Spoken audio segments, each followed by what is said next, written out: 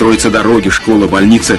Не осталось ни одного села, ни одного дома, куда не был бы подведен газ. За последние годы 100% территории республики было газифицировано.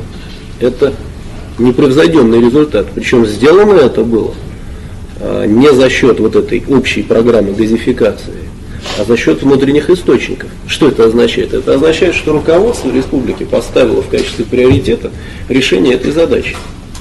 И решило ее. Когда в 2002 году президентом республики был избран Мурат Зязиков, по темпам строительства Ингушетия была на 86-м месте среди российских регионов, а теперь поднялась на 25-е. Все это итоги первой пятилетки главы республики. Эти 5 лет как один день. Для исторического такого рубежа это небольшой период. Для Ингушетии это такой большой период, большое знаковое время. Сказать, что всем все, что делается, я доволен, но это было бы неправильно.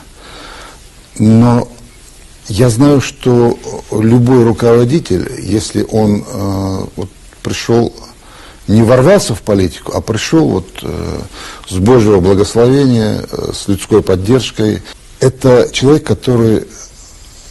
У него нет своей жизни. Его жизнь – это часть жизни народа.